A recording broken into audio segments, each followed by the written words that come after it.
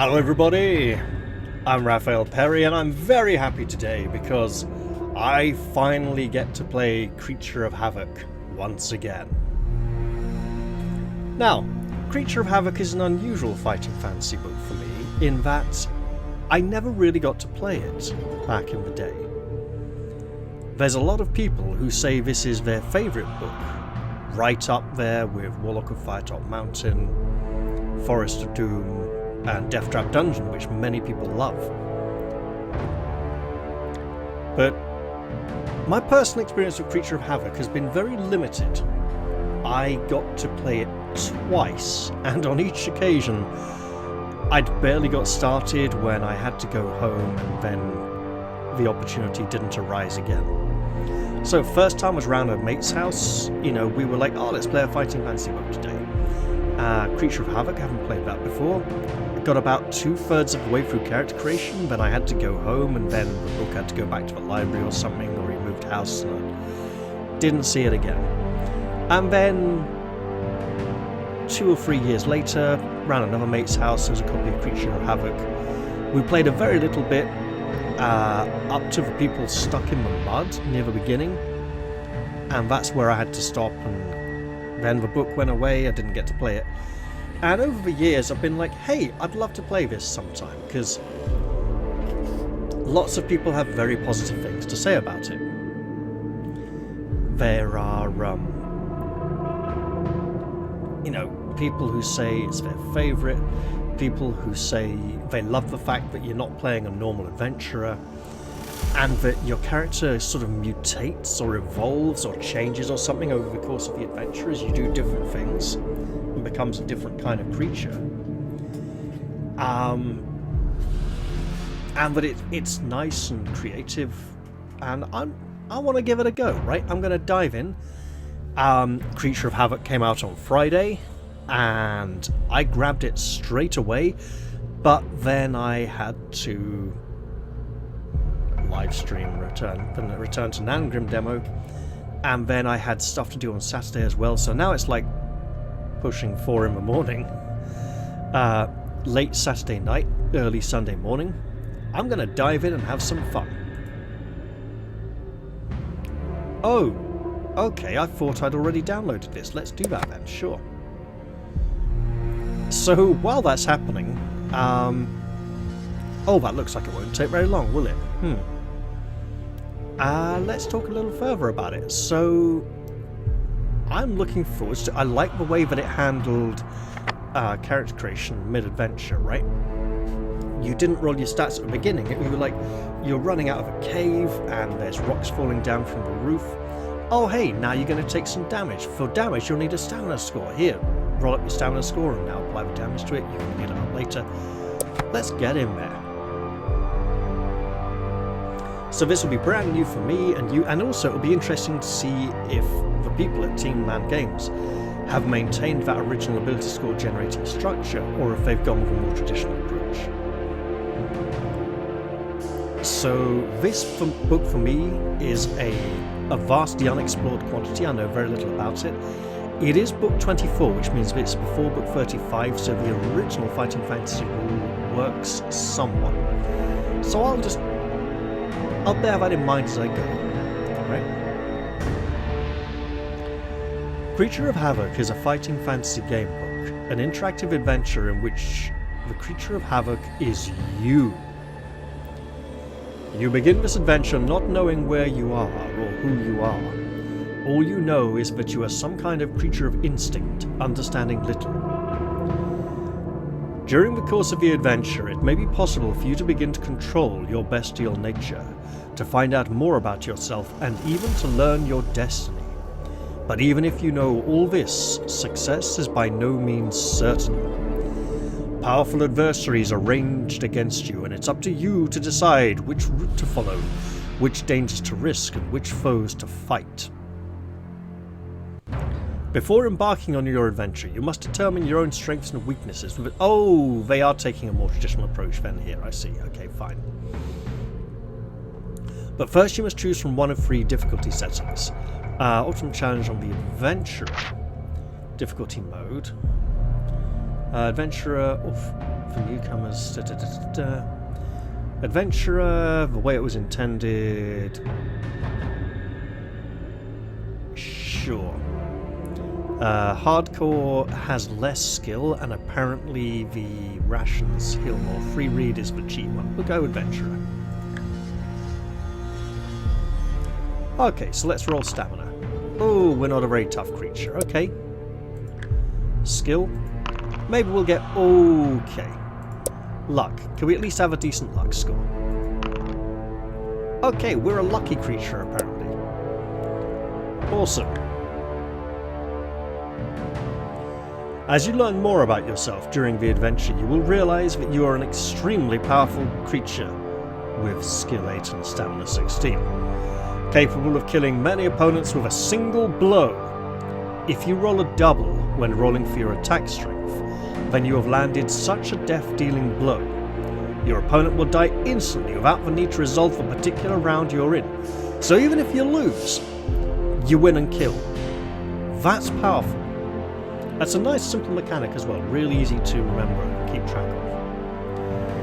During your adventure, you may encounter characters and items that alter your free scores, skill, stamina and luck. Usually these scores may only ever be restored to their initial amount. On very rare occasions, however, a particular page may grant an effect that defies this rule. Aside from these occasions, some magic items may also allow you to exceed your initial amount. Now, before you begin, it is important to know the backstory of Creature of Havoc, spread across 11 short chapters. It is a dark and twisted tale of the goings-on in Trolltooth Pass, and will be useful information for you before your adventure. Am I allowed to know this information now? If you wish to read the backstory, I don't know, this feels like meta-knowledge, but you know what?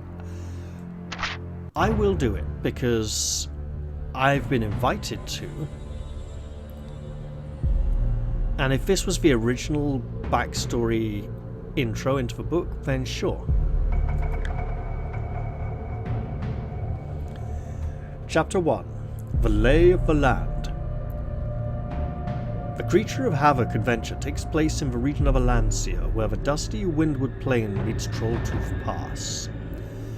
North of the pass, the Forest of Spiders and the Moonstone Hills hide dark secrets. This is the region that the necromancer Zharradan Marr considers his own. To the south, the town of Salamonis stands as the last vestige of civilization before the rolling hills become the mountainous reaches of Balthus Dyer's Kragan Heights. Westward, the featureless windward plain leads the way towards Port Blacksand and the Westward Ocean. The plain is a vital trade route between eastern Allansia and both western Allansia and the Old World. Wares are brought to the west by merchants' caravans, which are heavily guarded by hired warriors known as strong arms, whose job is to see that the caravans pass safely across the flatlands, those treacherous wastes east of Trolltooth Pass. Once through the pass, the strong arms leave the caravans at Chalice or Silverton and pick up another caravan making the return journey. Some prefer the peace and quiet of smaller villages like Coven and Drystone, but not even the most courageous strong arm will stay near Dree, home of the witch women. Sure, I'll read more about Dree. A dark village nestling in the fork of two rivers like a viper in its nest, Dree is a magnet for miscreants and black-hearted creatures. It came into being originally as the home of the exiled hag witch Romina Dree, who had been banished from the town of Salamonis for her hideous magical experiments. Not content with the more acceptable forms of witchcraft, curses, foretelling the future, love potions, and herbal remedies, she turned her attentions to the essence of life itself. Romina Dree developed a fascination for what became known as Maranga, the transplanting of limbs and organs from one creature to another by magical means, and was obsessed by the desire to create a sort of hybrid super creature. One could almost say a creature of havoc. Her magic was used on both men and beasts, and it left many mutant mixtures of each species suffering in the gutters of Salamonis. Hey, I wonder if she created centaurs and harpies. That'd be interesting. Her vile witchcraft was branded as an unholy insult to the sanctity of life. She was on the verge of displeasing the gods of Salamonis, thus she was banished from the town. She was taken in chains to a place far north of Salamonis and there released. This place was in the fork between the Deedle Water and the Spider Rivers, and there Romina Dree made her home and continued her experiments. Though exiled from Salamonis, she was not without her devotees, and many of her fellow hag witches from Salamonis made the pilgrimages to visit or even join Romina in Dree, as the growing village became known. And from other areas of Allansia, witch women joined the growing community where they could practice their black arts freely and learn more of the developing art of Maranga from Romina herself. Outsiders who sailed the Deedle Water and happened across the witch women's village were horrified at the sights they saw. Semi-creatures with dreadful deformities were left in the streets to suffer, indescribable monsters, which by rights should never have seen life at all, but were now doomed to scratch a living in the gutters of Dree. This they did by murdering and feeding off other creatures, whose mutations were such they could not defend themselves or escape. Hell itself could surely not boast that its minions were as wretched as the Maranga-spawned creatures of Dree. The witch women revelled in their creations. In their eyes, such suffering was inevitable, and they considered their creations no more than living vegetables unworthy of pity. The creatures were eaten as food, or kept as pets, or used as subjects in further Maranga experiments. Later, the most hideous were sold to visiting merchants and traders as curiosities, and many are to be seen in the travelling circuses which tour Allansia. Dree's notoriety spread, and the greedy eyes of opportunistic traders turned towards the village. Trading in witchcraft was a time-consuming business, since witches tend to be hermit-like creatures living alone in obscure places. If trade links could be established with Dree, how convenient it would be to buy potions, charms, curses, and enchanted objects from a single place. Or so merchants thought, but setting up trading links was not easy. All visitors in Dree who were not practicing witches were at first greeted warmly, but when the crafty witches felt their visitors had relaxed his guard, a simple potion was administered to enable him to be captured easily. This is how the witches acquired fresh subjects for their experiments. The first trader to venture into Dree and survive was Ganga of Mirewater. His enterprise was to be admired, and he made handsome profits from his trading. He was the first to realize that the only way to trade successfully was to enter Dree with goods the witches valued, but could not get elsewhere. He scoffed at his forerunners, who took in exotic fruits, jewels, fine silks, and spices. Each one had finished up with a clawbeast's arms, a lizard man's face, or a monkey's brain if he was allowed to live at all. Ganga took in not spices but herbs, scullyweed, medusa grass, curse leaf, purity plant, and the like. He took in dried goblin livers, manticore stings, elf eyes, and pulped flesh grub juice. The witches became willing partners in his trading activities, and it was many years before other traders appeared with similar items of witchcraft and deprived him of his profitable monopoly, but by then, Ganga had already made his fortune. Let's learn more of the women of Dree. The witch women formed an insular community. They very rarely leave the village of Dree, and usually then only in spiritual form. However, Romina's younger sisters delighted in appearing to the world outside. These three, known as the Women of Dree, have become infamous around Trolltooth Pass for appearing to travellers in strong arms, to warn them of something or send them on missions. Their unexpected appearance is terrifying and may lead an unwary traveller to distrust them. Certainly they are known to have sent many an adventurer on a pointless mission merely in jest, but they do seem to have some sort of maternal instinct towards mankind, and they are probably feared more than they ought to be. There is no evidence of their actually causing harm to those whom they have chosen to meet, unlike their neighbours in Dree. The rest of the world would be happy to leave Dree alone, so long as the women kept to themselves, but one or two witches have been known to leave Dree and settle in the lands of men. Usually they establish themselves in harmless occupations as herbalists, like Vitriana in the Forest of Yore, fortune-tellers like Rosina near Coven, or cooks like the Sisters of Sheena in Balthus Dyer's Citadel, all callbacks I believe to previous fighting fantasy books. But occasionally one of the witch women will leave Dree in search of mischief. This was the origin of the ill repute of the village, and more recently, with the strengthening of Zharradan Marr's power, Dree has earned the abject hatred of the people of Trolltooth's Pass. I would like to learn about Zharradan Marr the Necromancer. He is one of the evil three. There's Balthus Dyer,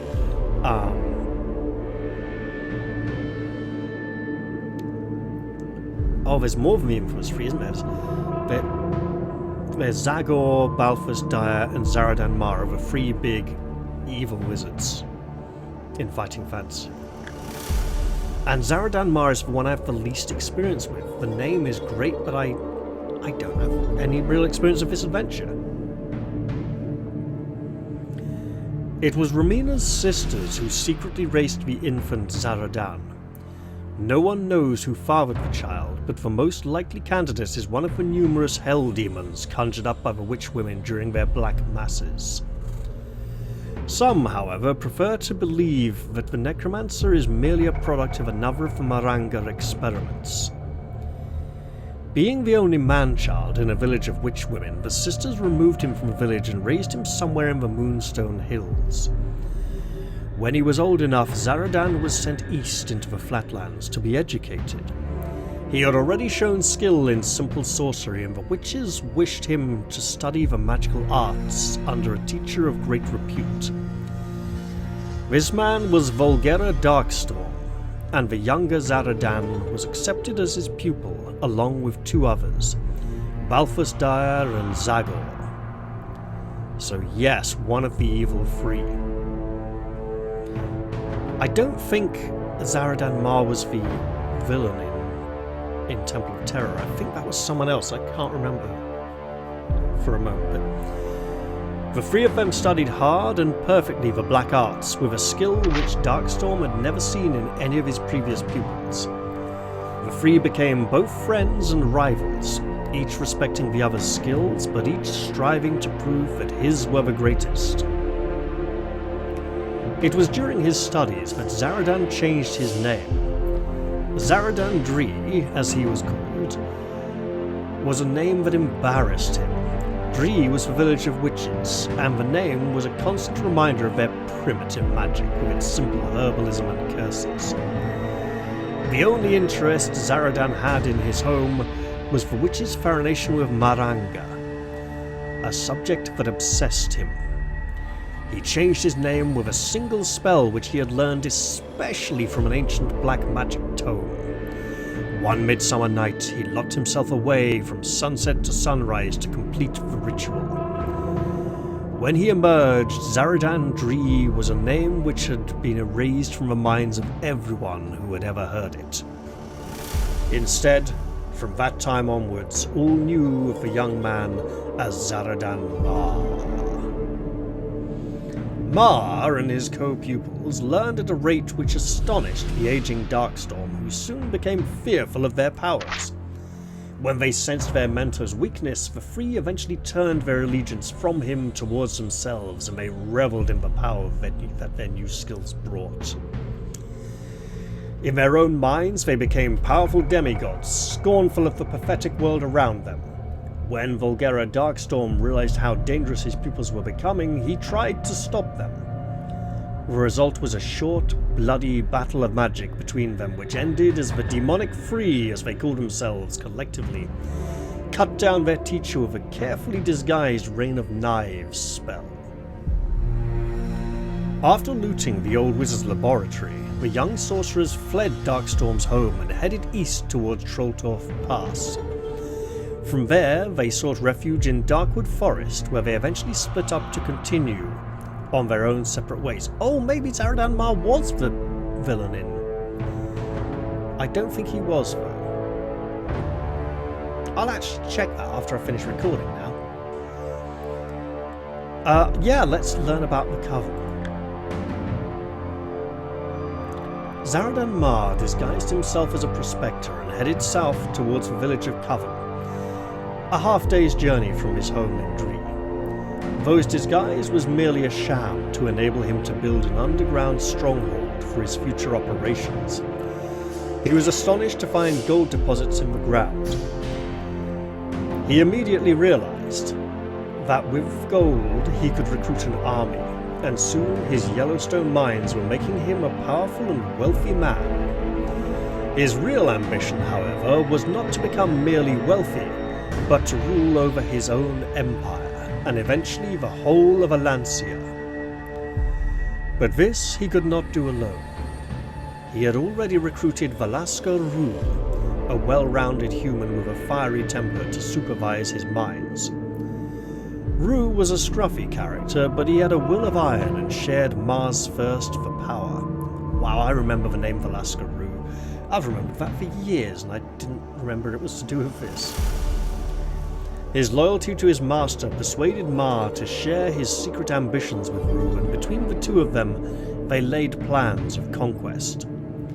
Velasco Rue was dispatched to find suitable officers for Marr's army. Meanwhile, Marr himself was deep in thought. He had recently heard a story which was occupying his mind.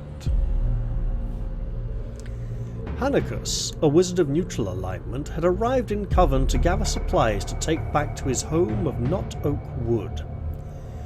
During his visit, he had bumped into Zharradan Marr.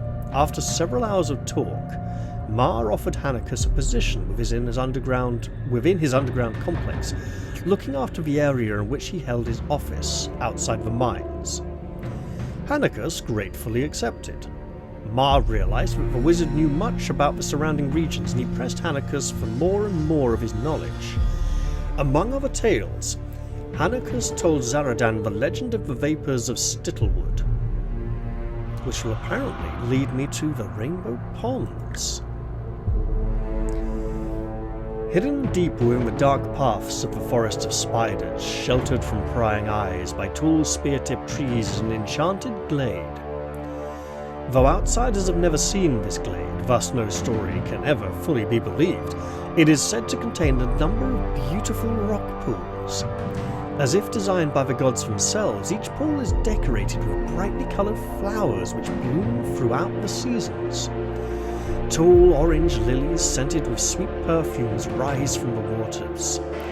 Each pool is fringed with bouquets of colourful peacock flowers, and shining silver bells are scattered around there, tinkling faintly as the wind disturbs their delicate silver flowers. The pools are wondrous to behold in their full splendour and are known as the Rainbow Ponds. But the Rainbow Ponds are so called not because of their adornment by the most beautiful flowers in the whole of Allansia, but rather because of the waters contained within the pools themselves. For each of the Rainbow Ponds is a different colour. This extraordinary natural feature is said by some simply to be a matter of crystal deposits in the rocks beneath the pools, but this may not be true. The colours are so distinctively different that this phenomenon may well have been created by magic. Elvins would delight in conjuring up these gardens of colour, but Elvins are not to be found in the area. Most likely this is the magic of the elves.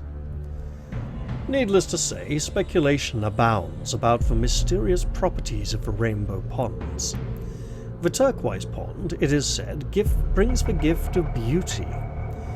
Bathing in the waters of the amber pool before attempting a new skill will ensure excellence no matter whether the skill be a mental or physical one, and the ruby pool bestows charismatic powers. No one may meet such a bather without experiencing immediate feels of affection and friendship. Perhaps some, or perhaps none of these stories are true. No one can be found who has ever set eyes on the rainbow ponds. This in itself may be due to their enchanted nature. The pools are an oasis in the midst of a jungle of chaos, a nirvana which, once found, persuades any visitor to remain forever in awe of the beauty of the rainbow ponds. The most recent stories of the rainbow ponds have caused great excitement among adventurers and explorers, for rumour has it that the ponds form part of the domain of the white-haired wood elves of Stittlewood. The elven village of Stittlewood in Eren Durdinath, or Eren Durdinath in the Elvish tongue, is a mystery to outsiders. Protected by elven magic, no one may discover the village without an invitation from the elves themselves, and the elves will admit only those who swear to preserve the secret of its whereabouts. But one thing is for sure: Eren Durdinath is to be found deep within the Forest of Spiders, and is most probably close to the spectacular beauty of the rainbow ponds. Occasionally one or two of the more adventurous young elves can be found outside the forest. Curious about the world beyond their treetop kingdom, they will roam abroad, sometimes coming into contact with other races and, very occasionally, entering the city of men.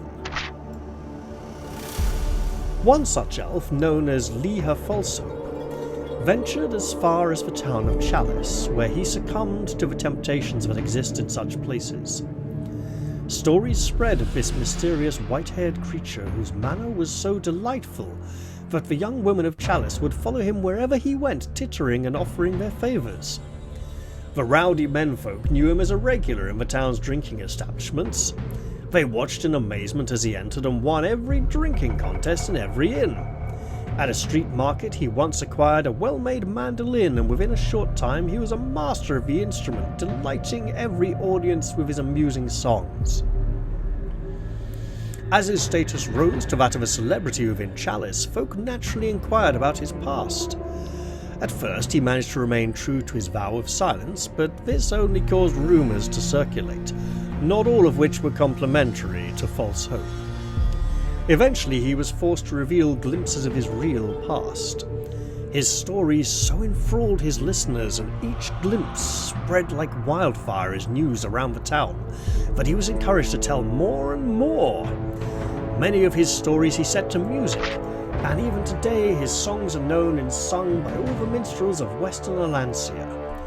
But finally, one night, after far too much ale and maybe a little smoking weed, Liha Falsope revealed more than he should have done.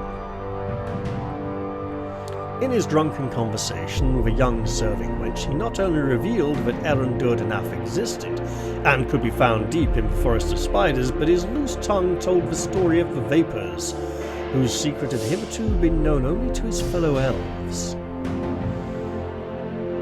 After he had finished telling the story to the wench and the large crowd of eavesdroppers who had gathered around him, Falsope realised his folly. Desperately he tried to cover up his words, but this merely prompted more and more questions from the crowd. The question most asked was, what was the name of this village of yours? For men find elven names difficult to pronounce.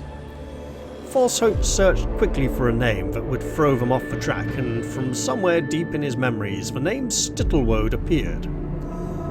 Stittlewoad is in fact a particular type of dye used by the elves to colour their clothes. The young elf was devastated when the effects of the ale wore off and he realised what he had done.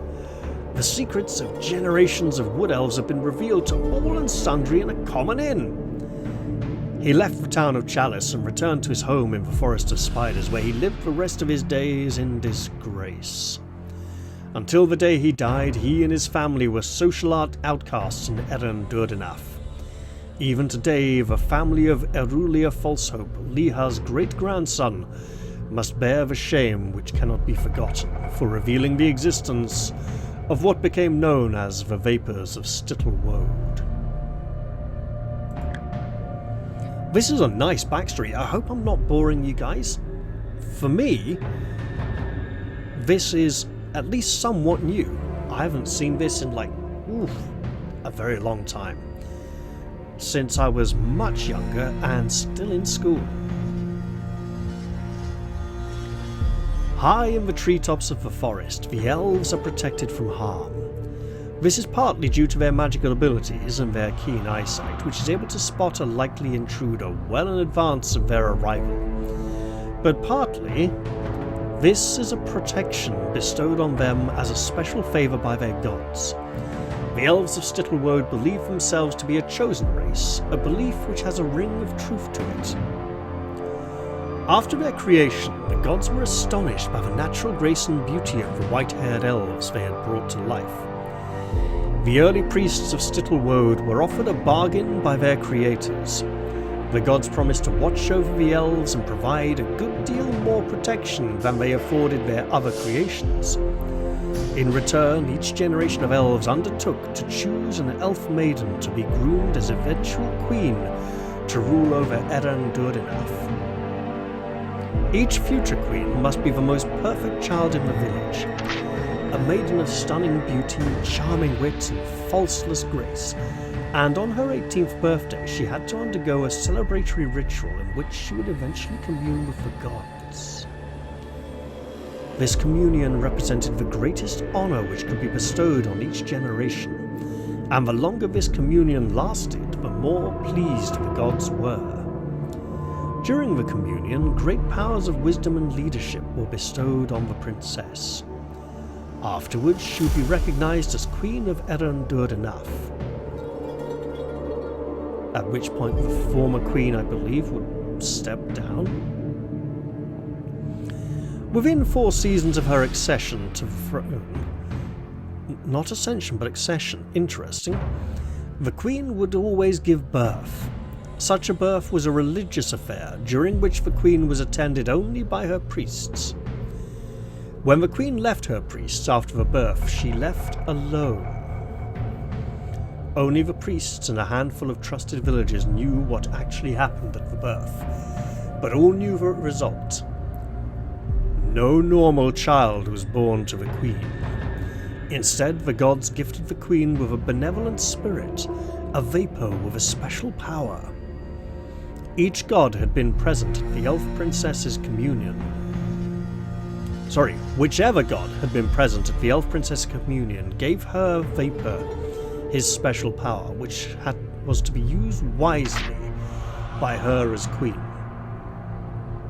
The vapor's birth ritual was unknown to all but the queen herself and her priests. But after birth, the vapor, safely stored in a green flask, remained with the priests. The queen is able to call on her vapor only once during her reign, and even then only on one night of the year known as the celestial equinox, when her god's constellation takes a certain position in relation to the other heavenly bodies. In other words, this is an extremely rare occurrence, and I'm interested to see how this ties into Zharradan Marr and how he sought to either come by the pools or to make use of the vapor. This was the tale that Zharradan Marr heard from the wizard Hanagus. He pressed for more information and was told that the present elf queen, FLS, was reputed to have given birth to 3 vapors. That's amazing, as they're supposed to only give birth to 1. FLS was an exceptionally beautiful maiden, so during her divine communion, that should be an I, she was visited by 3 of the elven gods. Euphilio, the god of languages, Ititia, god of reason, and Aliarian, the god of elf magic. It was this last name that seized Zharradan's attention, for, as powerful as his magic was, that of the elves was equally powerful. If he were to acquire the knowledge of elven magic as well, he would be invincible. Zharradan's sharp mind was well aware of the possibilities, and he thought deeply of the wizard's words. But the ways of elves are secretive, and years passed before Zharradan Marr was able to make plans for finding the hidden village of Stittlewode. His mines prospered and his power base grew. Valaska had returned with new recruits for his forces. In a seedy inn in Zengis, he had come across a burly half-troll named Fugruf. What started as a drunken brawl became a firm friendship, and Fugruf agreed to return with Valaska and join in service of Zharradan Marr. The necromancer took an instant liking to Fugruf, not least for his coarse sense of humour and his healthy streak of cruelty. He sent Fugruf into Knot Oak Wood to rebuild Hannekus's home as a hidden training ground, known as the Testing Grounds, for his troops. Hannekus had little to say in the matter. Marr was by now tiring of the wizard's ineptitude. In fact, this was not all. Hannekus's control of security had been lax and, unknown to Zharradan, the odd party of strong-arms had succeeded in breaking into his dungeons and looting Marr's riches. Though Marr had to wait 2 years for his arrival, Hannekus's replacement was far more suitable for the task. Valaska had returned from Port Blacksand with a sly grin on his face. He told of an encounter of a creature with exceptional qualities. Marr listened intently as he learned of Daramus, a half-elf and one of the undead. According to he was a ruthless creature who was totally without remorse and who took pride in torture and torment. As an officer in the army, he was known as one who would always welcome the order to kill the prisoners. When this order was given, he would first torture them for his private pleasure, then kill them. Marr liked the sound of this creature and liked him even more when the tall figure walked in to introduce himself. Daramus was immediately given the job of Master of the Yellowstone Mines, a position he excelled at. His first act was to end the system of paying the miners for their labours. From that day on, they were his prisoners, and guards with bullwhips made sure that the miners were putting in their best efforts. When many of the miners died, he had Fugruf scour the countryside with his army to bring in more slaves. So successful was he that Zharradan Marr soon put him in charge of his whole underground operation, after making sure that the old fool Hannekus would offer no resistance. We're building up quite an array of villains here for the adventure to come. I don't know if we'll encounter even half of them in a 400 section book.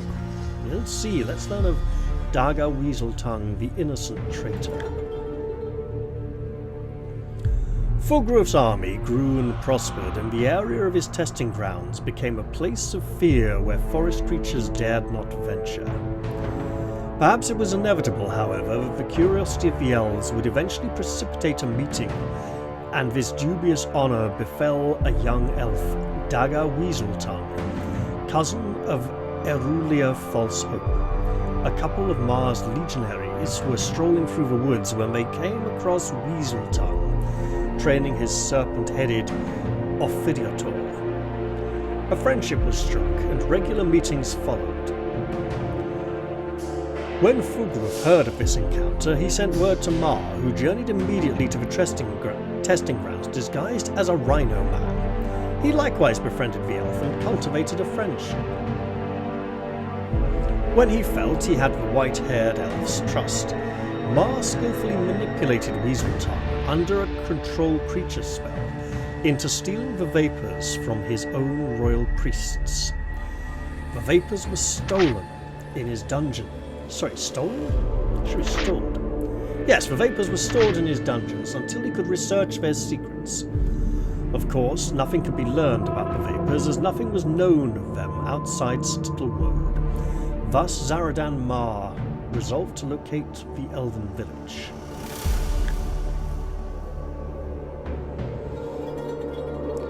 Marr knew that the village would never be found simply by using his legionaries to search the forests of spiders.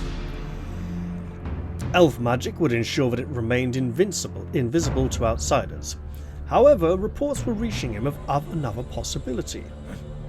From the east, a great ship had been sighted. Its pure white sails billowed deeply to catch the winds. Its strong wooden hull would be almost impossible to hold, and its size was formidable. It would easily hold 1,000 troops. All who had set eyes on the ship believed it to be of divine origin, for it travelled not through the water, but through the air. Folk referred to it as the galley keep, but none knew from where it came. It seeded an idea in Zharradan Marr's mind. He must capture this ship. Not only would it be a symbolic throne worthy of a ruler of his stature, but it may even help him to find Stittlewode. Perhaps he would never find the elven village from the ground, but it may be unprotected from the air. Quickly he recalled Velasca Rue, and the two of them set off for testing grounds to discuss the plans to capture the galley keep with Fuglov. The success of their plan was a tribute to their military skills. The galley keep fell after a short but bloody ambush in the sky by Marr's trained Tuki troops, and he was delighted with his new vessel. Within days he had set up his headquarters in the ship.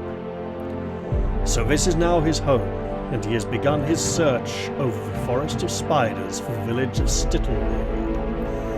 Those in the know are terrified at the thought of his success. Should he find Stittlewode and the secret of the vapors, then his mastery of sorcery will be invincible. It is because of this fear that interested parties throughout Western Allansia have made plans to prevent him succeeding in his quest.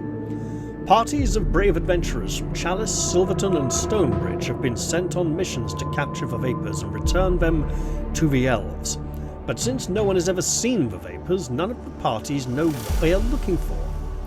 In Mirewater, Kala Bay is recruiting an army of birdmen to besiege the galley keep, but with little success as the birdmen fear the ship. From Salamonis, elves are being persuaded to head north for the Forest of Spiders in order that word may reach Stittlewode in time.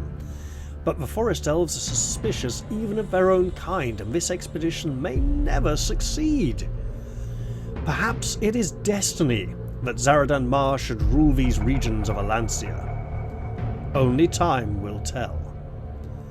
This is the background of Creature of Havoc. Much of what you have read will be of little help to you, and some of the information may even lead you astray. As you will find when you start your adventure, you have only the faintest awareness of your surroundings, and your actions will be ruled by instincts, the instincts of the creature you are. But gradually you will develop more control over your destiny. As the adventure progresses, you will be asking yourself the question that all must ask in life. Who am I? Where do I come from? Why am I here? The answers you find to these questions indeed, will depend on which paths you choose as the Creature of Havoc. To finally start your adventure, please turn over.